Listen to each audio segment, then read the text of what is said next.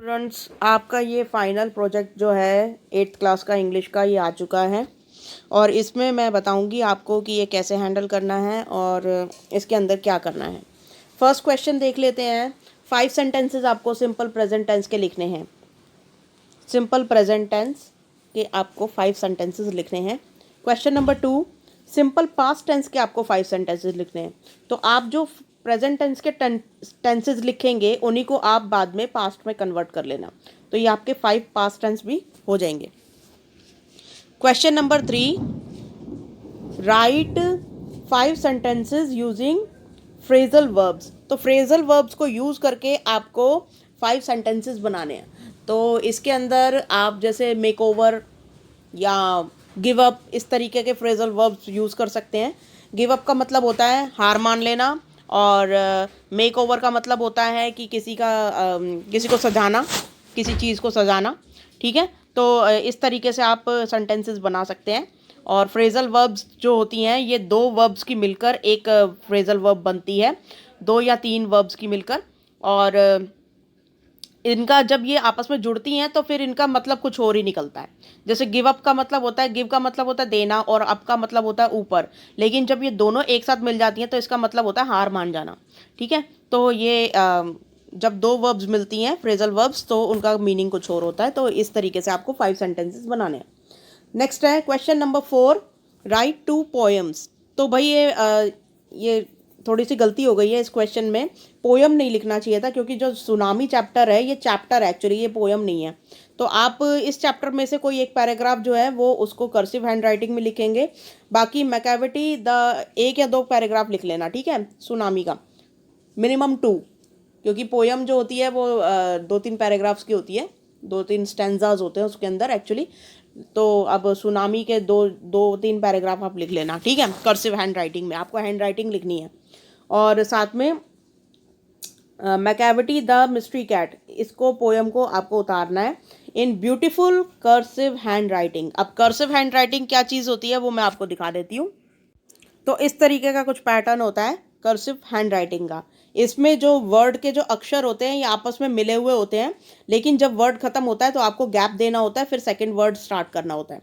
ठीक है, तो इस तरीके से मिली हुई जो ये राइटिंग है इसको बोलते हैं कर्सिव हैंड राइटिंग। ये जोड़ जोड़ के अक्षर को लिखा जाता है इसके अंदर रनिंग हैंड में। तो ये 2 आपको करने हैं, एक सुनामी और मैकेविटी द मिस्ट्री कैट। तो सुनामी चैप्टर बहुत बड़ा है तो उसमें से 2-3 पैराग्राफ आप लिख लेना कर्सिव हैंड राइटिंग में, ठीक है। तो बाकी ये मैकेविटी वाली तो पूरी पोयम ही आपको लिखनी है। Question number 5, do you think it is right to kill an animal to save a human life. क्या आपको लगता है कि एक ह्यूमन लाइफ को बचाने के लिए, एक मानव के जीवन को बचाने के लिए किसी जानवर की बलि दे देना या किसी जानवर को मार डालना ठीक लगता है आपको? तो ये क्वेश्चन जो है ये उस चैप्टर में से पूछा हुआ है, दिस इज़ जॉडी फॉन वाले चैप्टर में से। तो उसी कॉन्टेक्स्ट में आपको आंसर करना है कि जैसे उसके जॉडी के जो पापा थे उन्होंने डो को मार दिया था और उसके लीवर का उपयोग किया था अपने आप को बचाने के लिए, तो क्या ये ठीक था? इस कॉन्टेक्स्ट में आपको लिखना है, ठीक है, इसका आंसर। क्वेश्चन नंबर 6 है, how do you think Bipin Babu react when he found out that Chunni Lal had tricked him? आपको कैसा लगता है, आप क्या सोचते हो कि बिपिन बाबू को ने कैसा रिएक्ट किया होगा जब चुन्नी लाल, जब उनको पता चला कि चुन्नी लाल ने उनको बेवकूफ़ बनाया? तो इसमें आपको अपना सोचकर कि बिपिन बाबू का कैसा रिएक्शन होगा उसको लिखना है कि चुन्नी लाल ने जब उनको बेवकूफ़ बनाया और उनको जब पता लगा बिपिन बाबू को तो उन्होंने क्या रिएक्शन दिया होगा। ठीक है, या तो वो बहुत गुस्सा हुए होंगे या फिर कुछ भी, ठीक है। तो अपने हिसाब से लिख लेना इसका answer. What do we learn from this lesson, इस लेसन से हमें क्या सीखने को मिलता है ये भी आप लिखोगे उसके अंदर, ठीक है। क्वेश्चन नंबर 7 है, डायलॉग कंप्लीशन। यहाँ पे डायलॉग को कंप्लीट करना है आपको, using the conversation between duck and kangaroo and draw a picture of it. तो जो डक एंड कंगारू की जो पोयम है उसकी एक तो पिक्चर बनानी है आपको, और ऊपर से आपको जो डक और कंगारू की जो कन्वर्सेशन है उसको भी लिखना है। तो डायलॉग्स कंप्लीट करके आपको लिखना है।